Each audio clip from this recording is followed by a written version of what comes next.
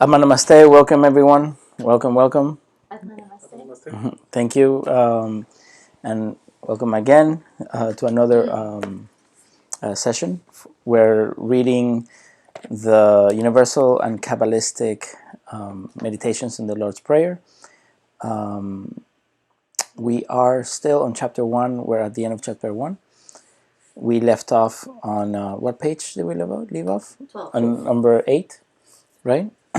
So we left on page 12, we finished 8, and we're going to do number 9, 10, and the cautionary and precautions section. So, did you guys read? Were you guys able to read last week? Yes? Were you guys able to read last week? All right, so that you guys can always ask you. Okay, so let's do a quick invocation so we can start for guidance and protection and help. To the Divine Supreme and Absolute God, to my spiritual teacher, all spiritual teachers, holy angels, holy masters, to all the divine hierarchy, to all the saints. With your help and in your name, we humbly thank you for your divine and precious blessings, for your divine light, love, and mercy and compassion, for your divine guidance, divine help and protection, for the priceless teachings, priceless blessings, and oneness with all. With thanks and in full faith, so be it, and so it is. Thank you. Okay, all right, so page 13, section 9. Page 12, section 9? Okay. So it says, lead us not into temptation. Okay, so in the Lord's Prayer, when it says, lead us not into temptation, again, this is a paraphrase, right? This is paraphrasing. If you guys need to, by the way, if you guys are just jumping to this video, we have previous videos that talk about from the beginning of the book. The first chapter, it talks about the Lord's Prayer generally, about this a system for, a system for spiritual liberation and spiritual evolution. So if you want to know more, you can check the other videos. Also, they go through each phrase. The author goes through each phrase and then explains each phrase. We're on lead us not into temptation. Okay, so lead us not into temptation corresponds to Yesod, right? In Kabbalah, the Sefer of the Yesod, or the sex chakra. And there, of course, the author talks about sex is what? Natural, wholesome, right? But it has to be regulated and transmuted. Generally, also, the author says in other works, sex is good, sex is natural, but it must be done in moderation. In this case, what is moderation? Is regulated and transmuted. The sexual energy must be regulated and transmuted. Now, so you have from desire, right, physical union, must be transmuted into like the physical creative energy into higher creative energy.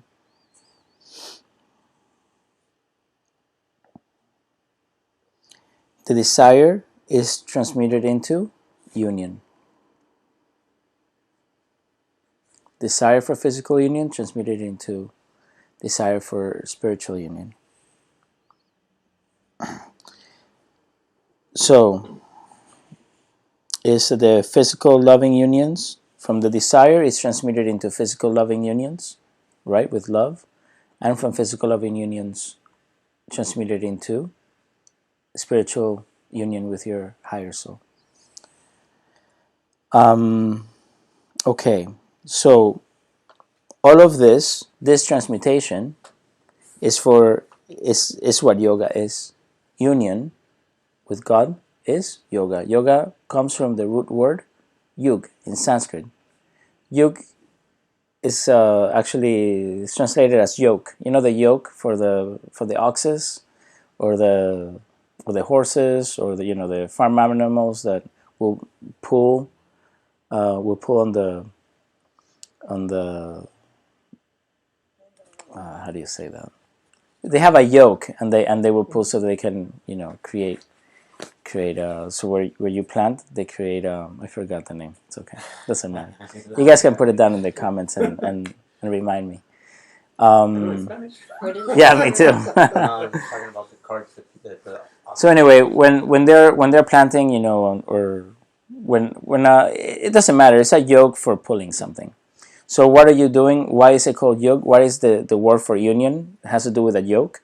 It's because you're pulling something to somewhere else, and it generally requires effort, right? What is the effort? Spiritual effort. You know, the practice, spiritual practice, all this stuff, and so through that spiritual practice, through that you know, effort that you guys every day, and that and every time you're getting closer and closer and closer. Eventually, you achieve union, right? So it's getting something, you know, yoking something to something else, right? So it comes from that yoke. So yoga or spiritual union, right, or divine union with God, it's a transmutation. It's a process.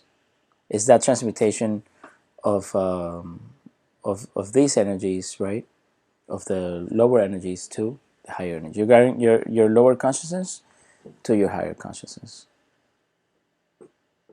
So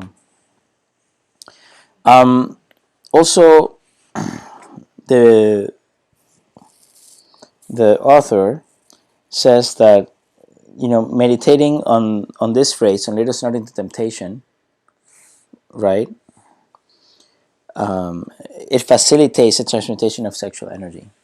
So when you meditate on the sex chakra and on this phrase in the Lord's Prayer, right, it helps you. It helps on transmutation of sexual energy. And then, what would you want to transmit your sexual energy? What is good about that? And so it is a regenerative energy, is what the author says. So it's a loving energy, creative energy, and divine energy. And so this regenerative energy, this loving energy, and creative energy, and divine energy, is what it transmutes to. So sexual energy, right, or is very strong, and it's also what nourishes all the upper chakras. All your upper centers are nourished by the sexual energy. Now, for this to happen, you have to have a proper attitude towards sex. That's why the author always says sex is good, sex is wholesome, it's natural, but it must be done in moderation. It must be regulated and transmuted so that you don't waste that sexual energy. That doesn't mean don't have sex. That means just transmute it, right? And these are part of the transmutation techniques found a lot of some of this is found in the Taoist tradition. In the Taoist tradition, they, you know, it's a transmutation of sexual energy, and in other traditions, in yoga traditions also, in the Hindu traditions through yogic mystical practices, and the Buddhist mystical practices, and so forth and so forth and so on, and in the Kabbalistic and Gnostic or Jewish and Christian traditions and Sufi traditions through their mystical practices, as you can see through this the Lord's Prayer here. So of course it's internal. It's not something that, you know, you go to church, they teach you how to transmit sexual energy, but it's internal for in the mystical practices of those traditions. One second. So transmutation of sexual energy is highly important. Now, the key is to have, the first thing to have is proper attitude towards sex. Not puritanical, but proper attitude. So if one thinks that sex is unnatural, or that is dirty, or that is evil, or that is bad, what happens is that the sexual energy, your intention in this, keeps the sexual energy from rising.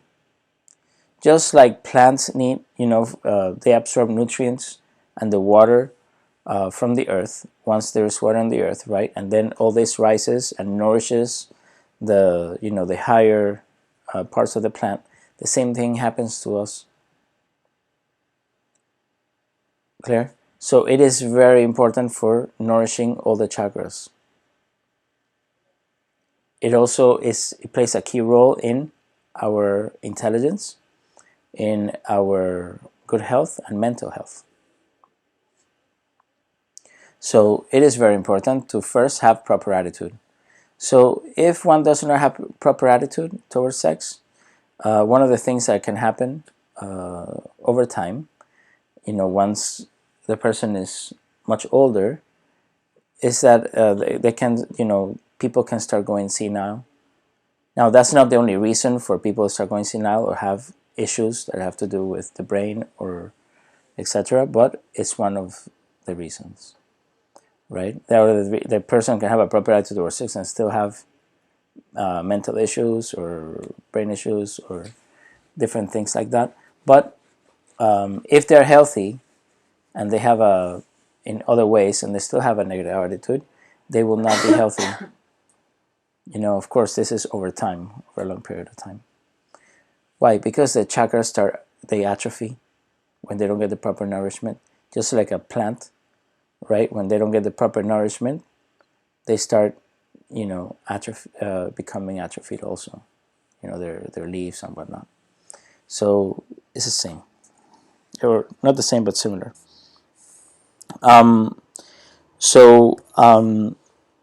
This regenerative energy is exactly that. It regenerates at many levels, not only physical, but at other levels as well.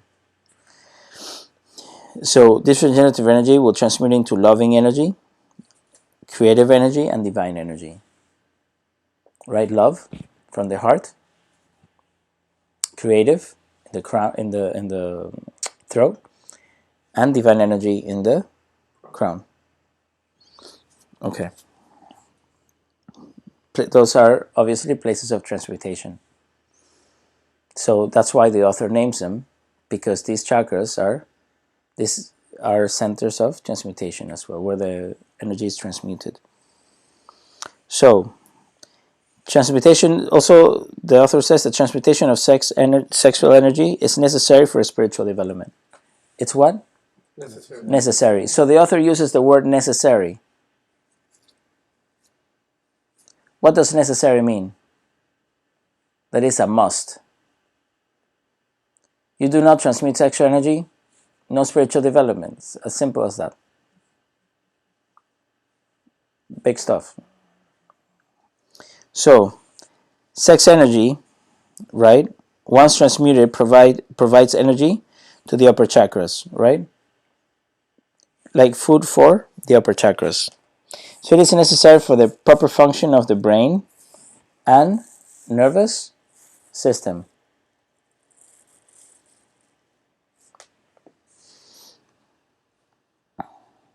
And it doesn't matter whether you're celibate or not. You can be celibate, you don't have to be celibate. A lot of traditions say you have to be celibate for this to happen, right? It doesn't matter whether you're celibate or not. Because you can be celibate and not know how to transmit sexual energy is terrible. That is very difficult, because then the energy, if you don't have the proper attitude, the energy doesn't go up. You can be celibate, have the proper attitude, and then also know how to transmit sexual energy, and do it. That is very good. Also, you don't have to be celibate, but you know how to transmit the sexual energy, right? And that's great, and you don't waste it. Now, and it's extremely useful, right, to be able to transmit sexual energy. Now, if you guys want to know techniques on transmutation of sexual energy, right? Who wants to know how to transmit sexual energy? Yes? Everybody? Okay. So you gotta go to, we're not gonna do it today, but you can go to a video where it explains it. Actually, yes, the sex chakra, if you go to one of the videos, is actually on the book Meditations, not Meditations, sorry, The Spiritual Essence of Man, the Chakras and the Inverted Tree of Life, on the chapter of Yesod. That book actually tells you with pictures how to transmit sexual energy, and you can also watch a video where we are following the instructions in the book. So maybe we can put a link on on the comments below. Sorry, what was your question before? What is moderation? What is moderation? Everything moderation and moderation in moderation, right? So, okay. Well, moderation in itself is a virtue, yes? So, non-excessiveness, right? So, No extremes. no extremes. So, what is the question exactly? Like Because I'm sure you know what moderation is, but what is... with food and stuff, yes, it's like don't overeat or anything like that, right? Do not be Don't gluttonous, overeat, exactly, right? do not be gluttonous. But since we all have different appetites and we all have different sex drives, when is it For sex, for sex sex drive, what I'm what moderation? Okay, so it's like this. What this is saying is that you're a balanced person. You have a balanced life. So if all you do throughout the entire day is having sex and you don't work, you don't eat, you don't do it, that's excessive, right? For that. So now if you work in the industry and that's what you have to do for work, that's different, right? But because yes, this is true, right? So I'm serious. So, but the thing is that you have to you know what moderation is. Like you know, if even if you have a high sex drive, is especially for men, right? More than women are naturally transmute sexual energy. They're naturally tantric. They transmute sexual energy naturally. Men do not. This is true. So the main issue is ejaculation, right? So when you can control the ejaculation, and that's part of the but that's something that you guys can learn in the sexual alchemy classes. In pranic healing, they have a sexual alchemy class. For that, you need to do the different pranic healing classes, and then hatha yoga classes, so you can take it. But it's worth it. It's very good, and it's not for having sex. Is like it says here. Being able to transmit sexual energy, or transmutation of sexual energy, is very useful. Now there is a section in the book that we just mentioned, right? The Spirit, by the same author, Spiritual Essence of Man, the chakras and the vertebrae of life. In the chapter of the sex chakra, they show you how to transmute sexual energy.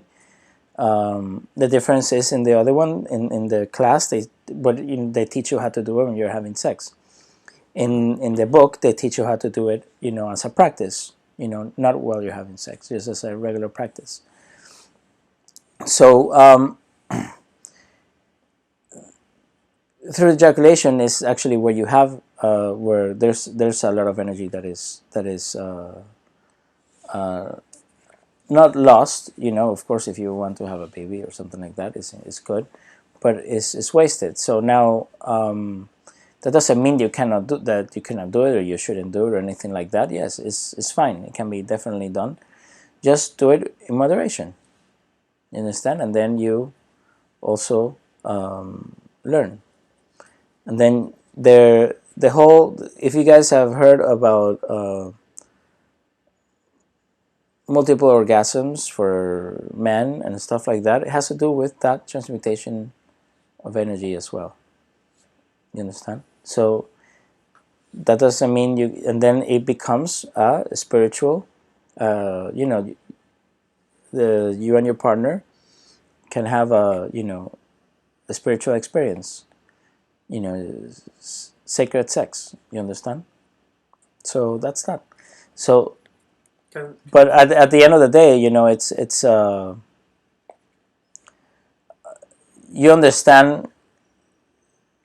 You know if you have a problem. You understand? Like you understand if that's, you can't think of anything else, if that's all you're doing and whatever. Obviously, you're gonna work. You're going to do whatever. You're gonna go eat. Do your stuff. That doesn't mean you wanna have sex several times a day. That's fine. Just be moderate in in your approach. You understand? That's up to you. But just to remember, there are other things. Life has many aspects. You understand? So we fulfill all those aspects. It's just being balanced. That's moderation. Yeah. Go ahead. Should that balance and moderation be applied as well to the transmuting of the energy? Should the balance and moderation be applied to the transmuting of the energy? Everything moderation, obviously, right? The thing is, I'll tell you how. Yes, but I'll tell you why I say yes like this.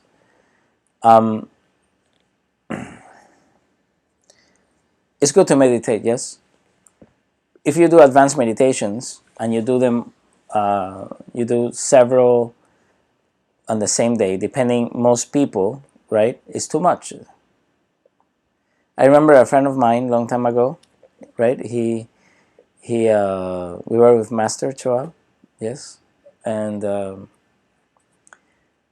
this guy was like this. He was shaking, he was whatever, and then Master asked him, Mr. So-and-so, why are you, what's wrong? Why are you shaking? I was doing, the Western meditation for like 10 times this morning. I don't know, I just did it over and over again. I just meditated and then he says, Mr. So-and-so, don't you think that's a little excessive? And and obviously, right, it was. And so you can have too much of a good thing. Obviously, when you transmit sexual energy, there's a lot of energy. It's like meditating. You understand? There's a lot of energy going down. Energy goes up, right? And you are bringing all that energy upward, right? With divine energy as well. Divine energy comes down. Divine energy goes up with the Kundalini energy and the sexual energy. And you're like meditating. And it's a lot. And you can do it. You can overdo it, yes. And it could be also not healthy because it's too much energy. So everything in moderation, and moderation in moderation. So, but yes, everything in moderation. But if you do the practice just says you do it 7 times, you're good. Check the other video. Check the book. Okay. So, and I lost a page from my notes, but it's okay. Basically, things that I wanted to share with you. Basically, the author is saying that it's very useful and it's very good, and at the same time,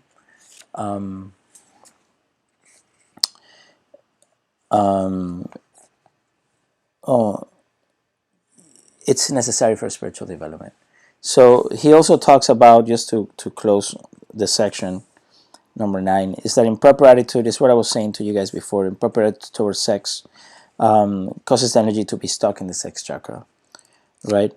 And it prevents sex energy from moving upwards to the higher chakras, causing psychological and physical problems, which is basically what I told you guys before.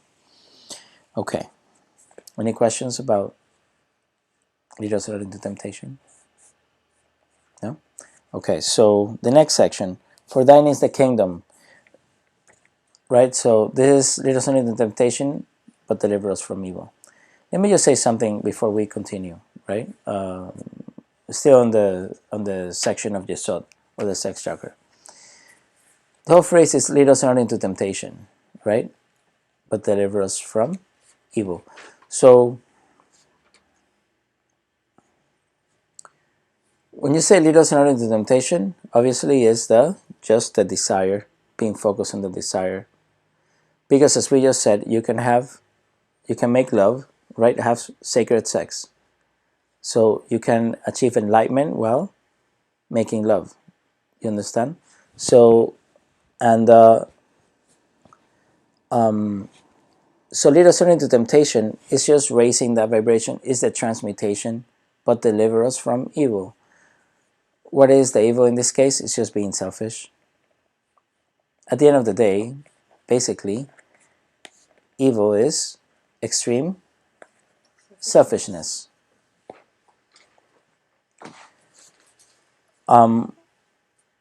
So it's a transmutation of these energies. That's why in this section, you'll be aware of the sex chakra, right?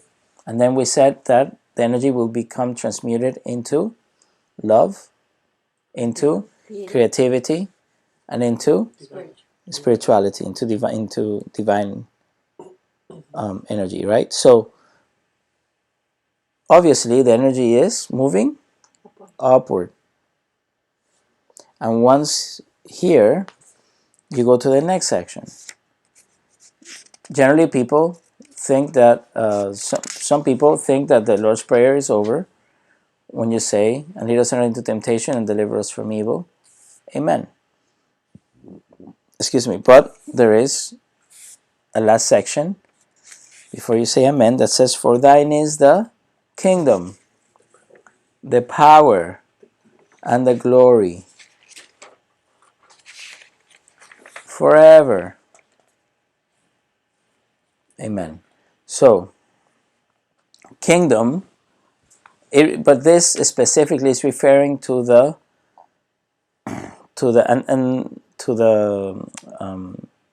chakras, or in the Kabbalistic system, is referring to the Sephiroth. Clear? So the Sephiroth kingdom is Malkut, which is the basic chakra, is called Malkut. And Malkut means kingdom. For thine is the kingdom, the power, and the glory. The power is the spleen chakra, Netzach. Victory, which means victory or power, right? Is that Sephiroth? It means it's called Netzach, victory or power. And then the other one, glory, which is the Sephiroth, is Hod. Hod means glory. So what a coincidence, right? It's a coincidence. What a coincidence that these are the exact names of the Sephiroth in Hebrew, and this was in Hebrew. Oh wow, this is very interesting. Well, Aramaic, Hebrew, but it's really for thine is the kingdom, the power, and the glory. So this was done because this was written in Hebrew, and this is what they are. So it will be, for thine is the Malkut, Netzach, and Hod. That's how it would be. So forever. So when it says forever, it's talking about the crown chakra. Amen. Okay. So what is important to understand about this?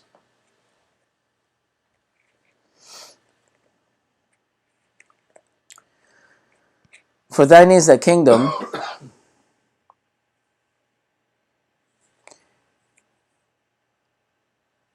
One second. Let's go back for a quick second. Let me close this properly.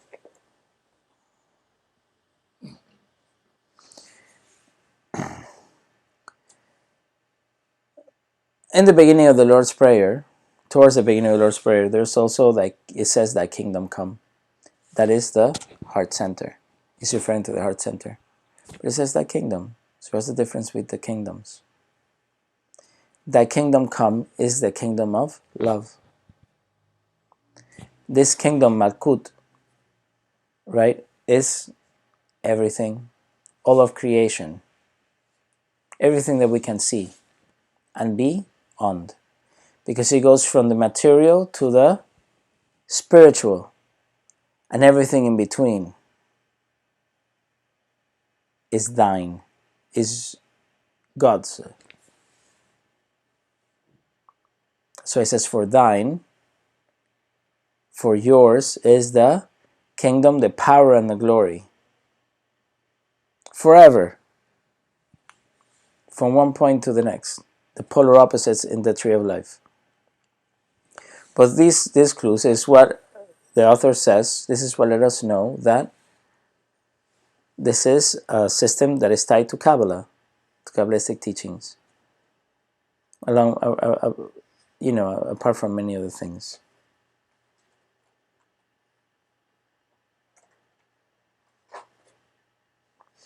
May I have the book, please? Thank you. So here, okay. So in this part, the author is saying that the divine energy goes down, right? The spiritual energy, the divine energy goes down to around the base of the spine, in the basic chakra. So in the basic chakra, awakening the Kundalini energy, and then bringing the Kundalini energy and the divine energy up back into the crown. Now, and he also talks about that this is the divine energy is like the prince in the Sleeping Beauty story, right? So the divine energy is like the prince. The Sleeping Beauty is like the Kundalini energy that is dormant or sleeping, and by touching it or infusing it with spiritual energy, it awakens it, the kiss. And then they together go up and live happily ever after, right? So, in the crown and beyond. So, he says that sometimes all of these stories are esoteric stories, and they have, a spiritual background.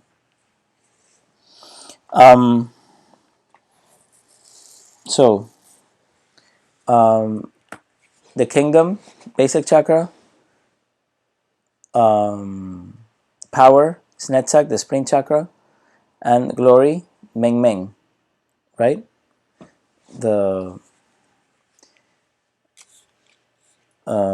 Which is hot.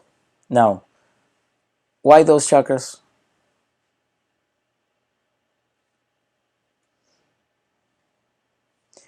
If you see those are transmutation chakras.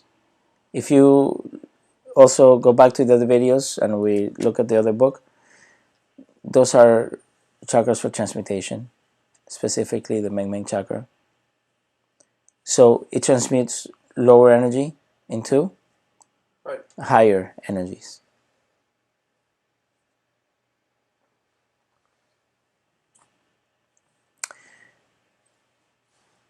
And that includes the heart and the crown, right? So Meng Meng, heart and crown. So in the previous works, I remember there was a meditation that they removed from the public because, they had it on CD.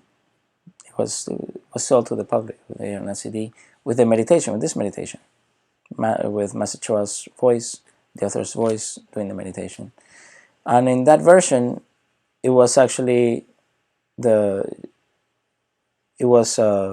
basic, right? The oh my god, the spleen, the Meng Meng, heart and crown. But it's too powerful, so they changed it. So it's just, they omitted the heart. But it was it's, but too powerful for the public. So, you want to be safe. You understand? You want to do safety things. You don't have to always be like, connect yourself to the socket in the wall or something, and then you're like going crazy. You have to do it safely and little by little. And it's still it's powerful regardless. you know. You don't have to go, oh, I'm gonna do it like this so I can be super, I can take it, you know. You can just relax, you know. It's fine. You understand?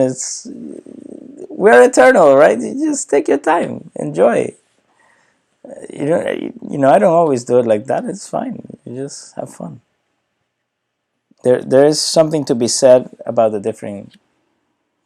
about just doing like this. It has its teachings. So, but what I'm trying to say is it's just transmutation of these energies into higher energies. Clear?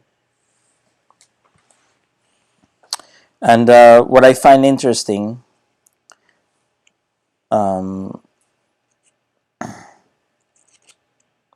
it's that in this minute it's like a circulation, because you know, you have all these, so you're going from the front and then you're going from the back. So very interesting.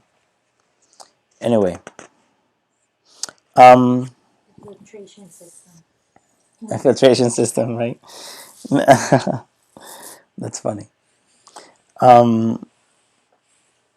So I wanted to read something to you guys, which the author said, because I didn't want to talk about it. I wanted to read it because he says it so well.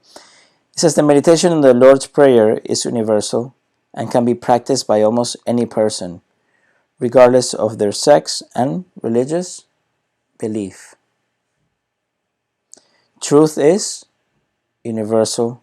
It does not belong exclusively to any country, religion, or culture, or group. Just as the law of gravity is not English, but universal. It's not English Newton, right? So It's constant. it's constant. It's universal truth. Gravity is universal. The same for the spiritual teachings. So the Lord's Prayer can be practiced by anybody. It doesn't matter what your religion is, your whatever, your sex, or anything of the sort. I think that's very important. But I wanted to read it because it's very special. Okay.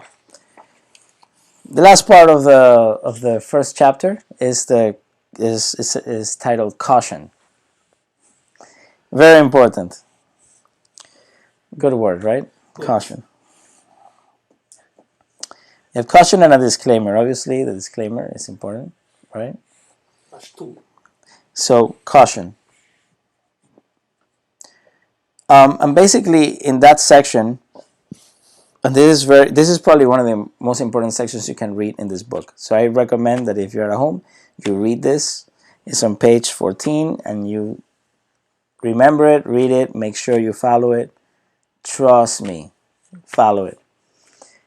From personal experience. You know, you experiment, right? You experiment, and then, you know, it is true. So, and he talks about the first thing is about who should practice meditation. He says this meditation is to be practiced by people who are from 18 to 60 years old. 18 to 60. Why? Because it says that because of the body, basically. It's a lot of energy. So before 18, the chakras are still being formed. You understand? So generally, they're not properly formed until 18. And then after 60, they are already at a certain stage, depending on the lifestyle of the person. But, you know, it's harder on those chakras. So it's too much energy for the chakras to handle if they're already used to a certain amount. Now, are there exceptions? Absolutely, yes. So, but you need to gauge them with caution.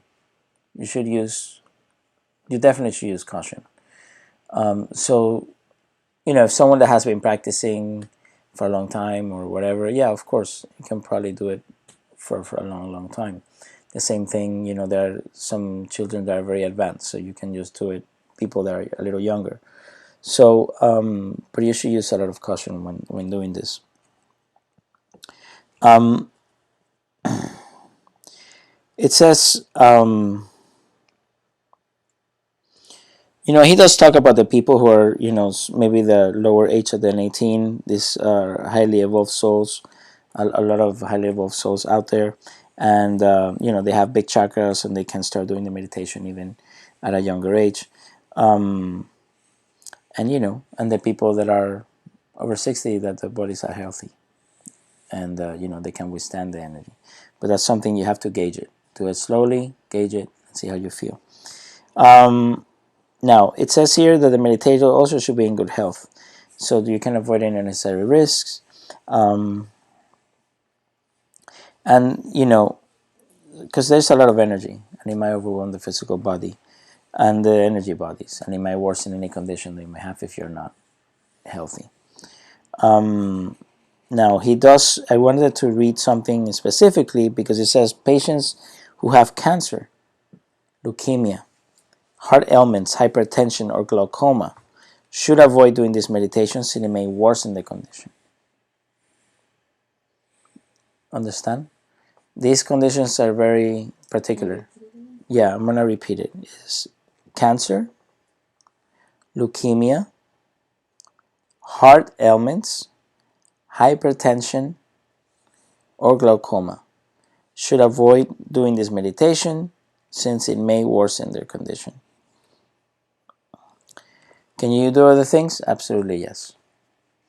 And maybe do it in a different way, but you can always connect to God. You don't need to do it like this, but it's a lot of energy. It's a very special meditation, so it is better if you don't Are these do a it. lot of the same cautionary guidelines for Twin Hearts meditation, or is Twin Hearts more accessible?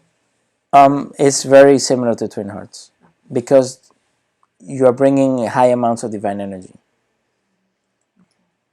Really, so and all the chakras are being activated. The heart chakra specifically in the crown, and the heart and the basic chakra are connected, right? And and all these things that have to do with cancer, which is growth. So it accelerates growth, or leukemia, or creates more pressure for glaucoma or hypertension. It can cause high blood pressure. All these things because it's a lot of energy, and the chakras start working a lot. So this is why, obviously, women who are pregnant should avoid doing this meditation. This is true, since it may cause their blood pressure to go up. The energy generated by the meditation, especially is done intensely, may overwhelm the fetus. Pregnant women with a history of miscarriage or hypertension during pregnancy should avoid this meditation. If you're looking at the people that can do this meditation, right, it says that the youngest age is 18. There are exceptions, but it's not going to be a fetus. So the fetus might, it's too much energy. The chakras are just forming. Yes. So, when you have kids in your household, or people suffering from these ailments, what is a safe radius? Or should you practice it in the same space? Do you need? Well, the question is, let me just make it sure, is that if you have kids in your household, or if you have someone that has any of these conditions, what is a safe radius so they can be away from you while you do the meditation? Well, first of all, hopefully, using common sense, you don't do this meditation in the middle of your kids running around playing and going crazy, or surrounded by people that are doing that. Hopefully, you do it in a quiet place, maybe in your room, somewhere where you can have privacy, right? So that you can be quiet. If you tell the kids to and anyone that has a condition to be quiet and to let you concentrate while you do it, and you're sitting next to them, they might start doing the meditation with you. So maybe that's not a good idea. And so, listen. The safe distance is that that they don't do the meditation. You're the one doing the meditation. You can be sitting here and you do the meditation. Will they be affected by the energy from the aura? Yes, but they're not doing the actual meditation proper. Will they get a little? Will there be a damper of spiritual energy? Yes. Will their current chakra be activated? Yes. But doing the meditation, there's much more downpour of spiritual energy because you have intention. There's intention in there. There's many different things that you are the one listening to that they are not.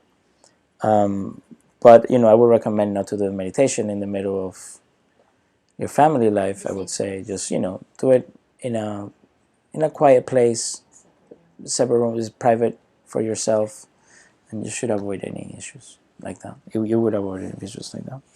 So next it says for those that are going to practice regularly, right? If you practice meditation regularly, what is regularly? Daily? Not necessarily. Consistently. Like you have a schedule, right? And you say, I'm going to do it once a week. I'm going to do it twice a week or whatever. I'm going to do it every day. Depends. But you have a schedule.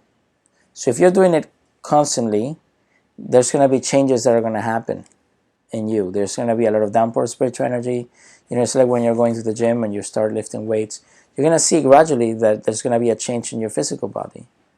The same thing happens in the energy body. And there's also going to be a different quality of energy coming in. The same thing as if you start eating healthy foods and instead of junk food, or vice versa. There's different qualities of substance, quality of energy, quality of lifestyle. So once you change the quality of it, you'll start seeing changes, good or bad. And so the same happens in the energy bodies, and in the energy side is no different. So because of that, there are certain precautions, to be understood here, and that is that when you practice regularly, there are certain things that should be avoided, right? Well, the author says that will have to be avoided. Not if you want. It says that will have to be for a safe experience. Okay? So number 1, eating pork, eel, and catfish. Eating pork, eel, and catfish? What? Those are the best parts of a sushi, whatever, right? No. I'm a vegetarian, so I'm just joking. But the thing is that when you... But until I was 16, I used to eat all this. So, pork. Pork is very interesting because it has, when you look at it clairvoyantly, it has like a grayish yellow energy. It's very, very similar to Cancer energy. Cancer it's also like grayish yellow, right? Most cancers, right? So, or a lot of cancers have that kind of quality. A little bit different vibration, but they look like grayish yellow. And interestingly enough, pork as well. The energy is very dirty, as they, all of these are like bottom feeders. They're like transmitters. They're like the cleaners of the earth, right? They clean up after everyone else. So they eat the garbage and they transmute it somehow, but their energy is very dirty. Bottom feeders and stuff like that, right?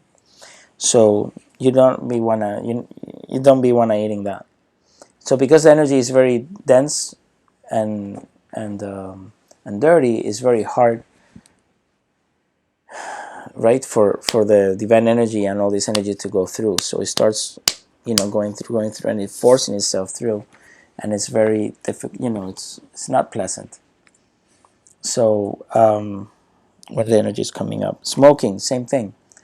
It's not very good to be smoking cigarettes and doing this regularly. In the area of the lungs, in this area, that's going to happen. That type of meat is going to be in this area around the solar plexus, the one around the lungs area. So there's going to be issues. The issues may arise, let's just say. And I know people that have done meditation on doing hearts, and they are smokers or whatever. But to do it regularly, it's different. It's okay if you do it a few times, one time, whatever. There's some people that still do it, but it's not the it's not recommended because you may have issues. Number 3, excessive consumption of alcoholic drinks. What is the key word here? Excessive. Excessive. What is excessive? Not The moderate. opposite. Exactly. Exactly. So, no, before Frankie asked me, what is excessive? What do you mean by excessive? So, excessive consumption of alcoholic drinks. So, the same thing. You understand? So, it causes dirty energy, elementals, etc. in your system. It's not good. So then it's harder for the energy to flow, and and your mind also is affected. Your body is affected. It becomes congested, dirty, etc. So you want to prevent that. Addictive and hallucinogenic drugs. So what are the key words here? Addictive. Addictive and Hallucinogenic. hallucinogenic. Addictive because it's also affecting your system. So he's saying there are some drugs that are addictive and not hallucinogenic. He's also saying eating pork, eel, and catfish. He didn't say stop eating meat. Understand? No, that's later. No, but I'm joking. So addictive and hallucinogenic drugs. So addictive drugs is because it really affects your mind and your system. And the chakras associated with, which is all of them basically, a lot of them, and also the hallucinogenic drugs, they damage the chakras to a certain degree. They they hurt the chakras. Let's just say it like that, and I would say anyone that has that situation. Seek professional help, but also get healing from from an advanced pranic healer, so they can help them with heal their chakras. So eating pork, eel, and catfish well regularly doing this meditation may result in Kundalini syndrome.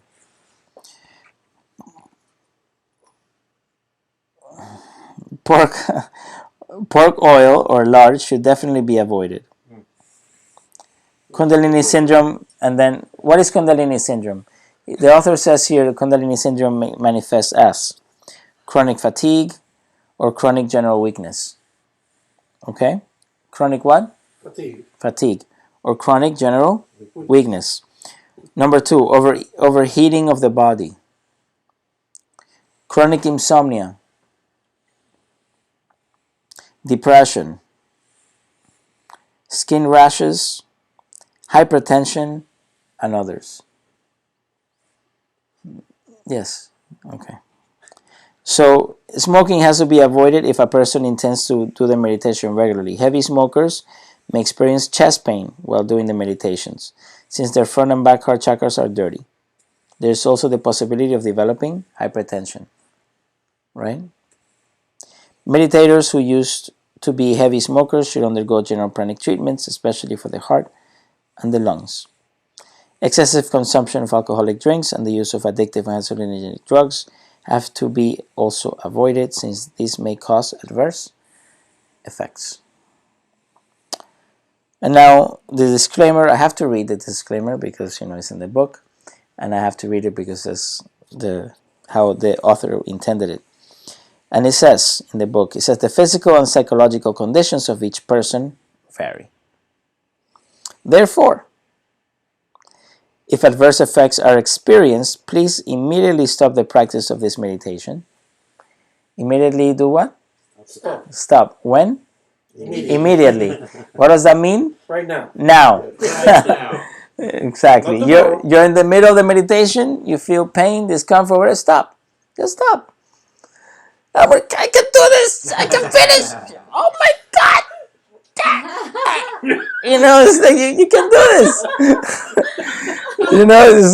It's okay. You're meditating. It's not a race. You're not, oh my God, I can do this. I'm tough. Stop. Just relax. I see people meditating. They're like, you need to go to the restroom. They're like, they're like going to the restroom or something. No, just stop. They're like, no, chill. Don't open your eyes. No. It's there's no. I mean, of course, a little discomfort is okay. If not, you're never gonna meditate, right? But if you're definitely experiencing discomfort, you don't have to continue. You have a headache, you feel your head is like this. What do you do at that point? Stop. After you Just stop. stop. Immediately stop the meditation. After you stop, what can you do? Exercise? Yeah, you exercise, exactly. So exercise helps you, very good, thank you. So exercise helps you release excess energy. So any excess energy they have, you can exercise, especially the area. Ground. Move your head. Yeah, if you know how to ground, you can ground. If not, you can bless all your projects, everything that you want, your family, everyone. So, but it's important to just stop. The main thing is to stop, and then you can go for a run. No, but you can definitely do some light exercise. Obviously, if it's in the area, you do the head area, or if it is here, you can do that. So if you're a prana healer, you know what to do. If you or any type of healer, you know what to do in the affected area. But it's just gonna be excess energy. If you feel like you're super tired at the end of a meditation, it's not because you're actually drained. They don't have energy. It's because you have too much energy. So it's like when you put too much food in your mouth and you can't chew. So it's too much. So you just have to release by blessing, by exercising and whatnot. So it's a sweep, but those are prana healing techniques. So that's where I said if you are a prana healer, you can do that. You can say it in here. Can show it. So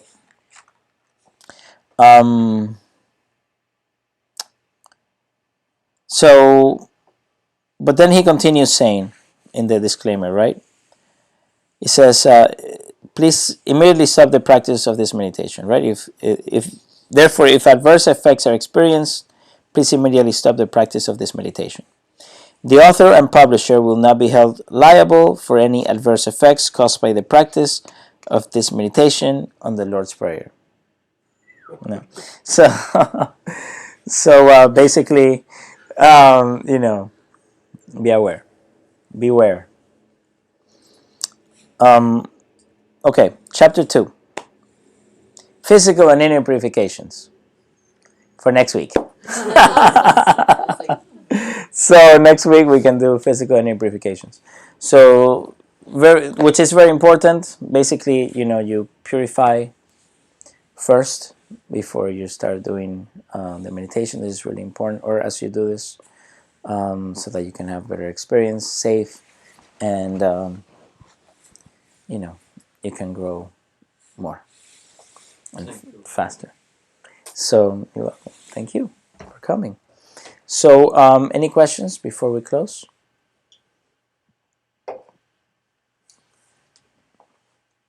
You don't have to ask a question if you don't have one. But if you have one, you can. No, you guys are good? Okay. Thank you. You're welcome. So if you guys have any questions, please leave in the comments below. Or if you have any comments, please let us know how you like the book, how you like this chapter. Anything that you want to say, just leave it in the comments below and we'll read it and answer back. Also, please hit like and subscribe and all that good stuff. And we have we're practicing a virtue for the week. So the virtue of this week is accurate perception and correct expression and non-falsehood. So 3 parts, right? So accurate perception basically is honesty, right? Being truthful, honesty translates to that. But to be able to be truthful and to be honest, you need to perceive things accurately first. If you don't perceive things accurately, you're not going to express yourself properly. So, perception is very wide. at the physical level, at the emotional level, mental level, energy level, right, and the spiritual level. So accurate perception, perceive things accurately. I'm not the body, I am the soul. My body is hungry. It's not me that is hungry because I am the soul, right? The soul doesn't get hungry, but the body does, so the body is hungry. So the body is sleepy. Stuff like that. So accurate perception, perceive things accurately, express ourselves correctly, so correct expression, and non-falsehood. So that as we give, so we receive. So if we're truthful, the truth, we'll be able to see the truth. If we're not, we won't be able to see the truth. Simple as that. So so we are on the being truthful, honest, allowing others to see the truth as well. When we say something, make sure that we are creating an accurate picture for people, so they can see the truth. So if you help people see the truth, then, and if you're honest with people, truthful with people, then you can the truth will be shown to you as well. Okay, so let's practice this week. You can also leave comments below if you want to share your experience, because it's really cool when you can share your experience and other people are there with you and sharing their experience as to new things that you probably see that we may not, and we learn from each other. Cool. So any questions about what we read today about the sex chakra, sex transmutation of sex energy, the divine energy going down and the Kundalini energy going up, and with the divine energy and enlightenment, spirituality, the caution, beware, proper things to do or not. Cool. So, all right, so let's invoke and close.